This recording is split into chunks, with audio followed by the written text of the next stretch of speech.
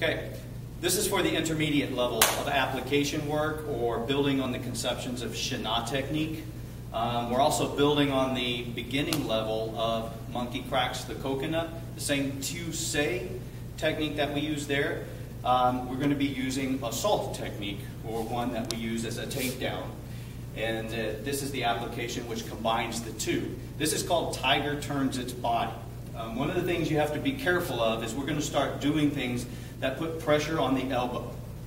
So when we do this, when we're practicing at home or with any of our partners or our friends or our buddies, we do not want to do this at full strength or full speed because we could actually hurt the person we're practicing this on. You'll see what I mean as we demonstrate.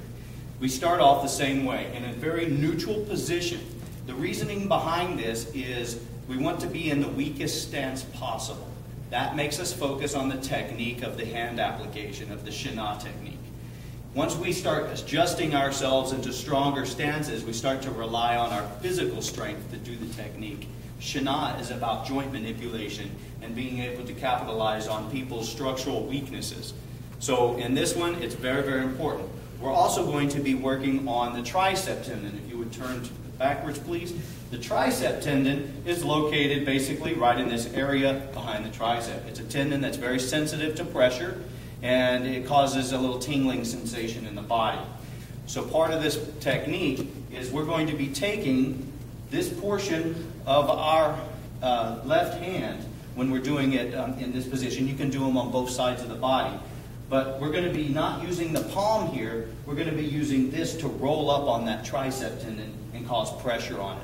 So it's very, very important. So you'll see what we mean as we build on this, but this gives you an idea of where I'm pressing.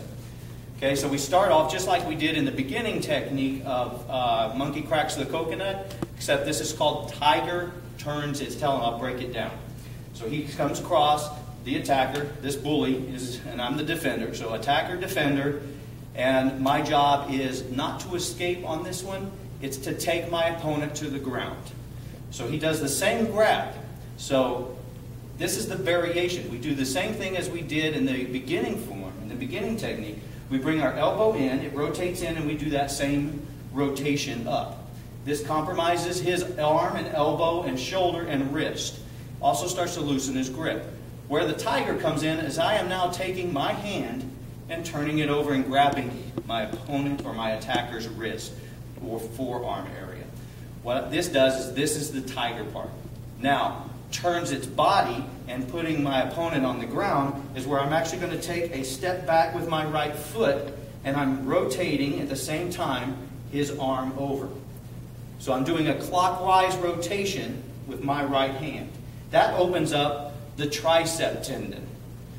Then, as I'm pulling this towards me coordinating it with my step back, I'm taking my left hand and rotating up onto that tricep tendon, turning and going down and kneeling on my left knee.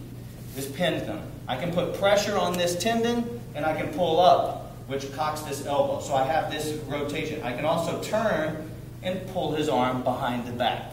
So I have him pinned pretty good here. There's not a whole lot he's going to be able to do. So, once again, tiger turns its body. He reaches across and grabs. I immediately rotate my elbow in and up, turning over, do the tiger grab. As I'm stepping back, I'm kind of pulling his arm, rotating it open, and rolling this up, taking him to the ground. Then I can also turn this across.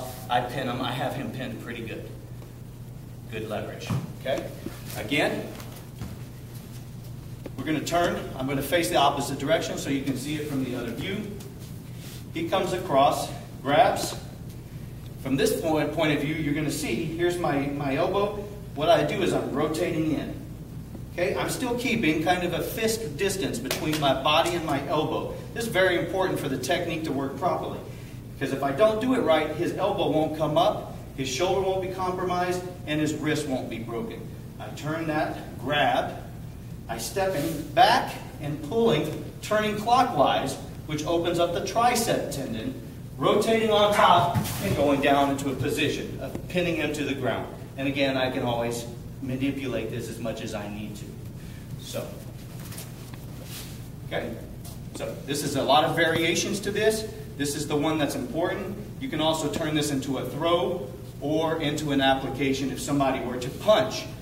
This is important. If he's doing a punch, I do the same thing. I cue, grab, step back, rotate, pin, and he goes to the ground. So the application is the same.